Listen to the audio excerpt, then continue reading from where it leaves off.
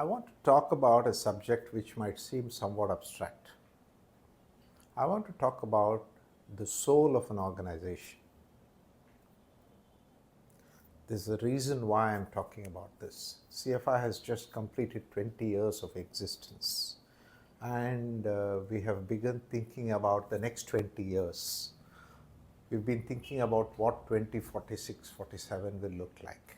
And obviously, it will call for people beyond the founder to get involved in taking the institution ahead. And the central question I have been asking myself is this: what is the one thing that we want to retain? And the unequivocal answer is the soul of the organization.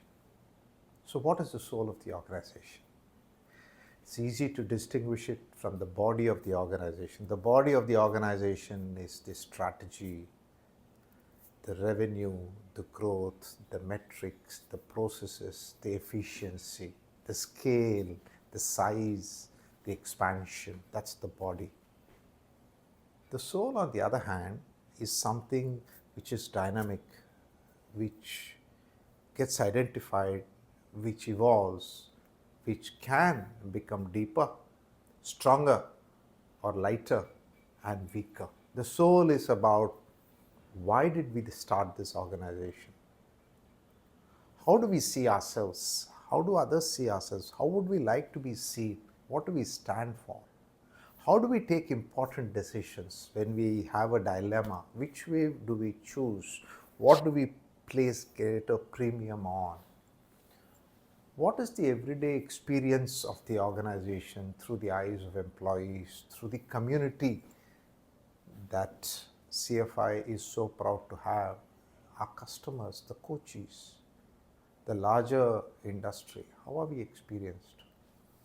All of this, therefore, together constitutes the soul of how we are experienced, what we stand for, what is important to us, what gives that human experience of the organization.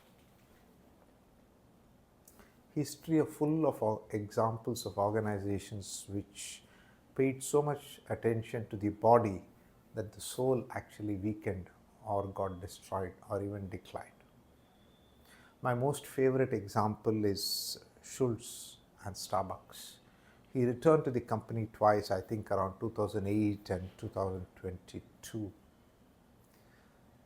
On both these occasions, it was beyond financial performance and stability. It was to retain the soul of the organization, that it needs to be that third place, that the baristas make great coffee, and there's a connection with the employees and their development and the sense of well-being and so on and so forth.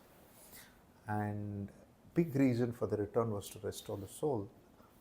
Indian businesses also have examples where founders have returned in some ways to bring stability, but also to retain the soul of the organization. My all-time favorite is this book called Small Giants, written by Bo Burlingham.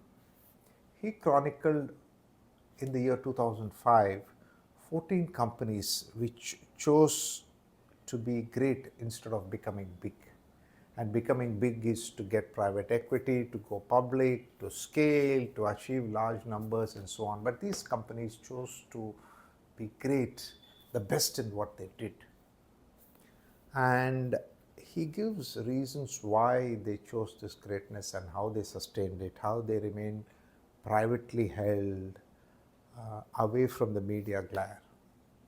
I went back and looked at this list today, 20 years later, and I was delighted to see that there are at least about 8 of those 14 organizations which continue to remain true to their original purpose after 30, 40, 50, even 60 years.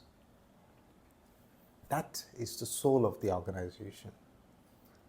Personally, for me, that is the soul which is worth striving to retain, cherish, burnish, strengthen. Nothing else matters.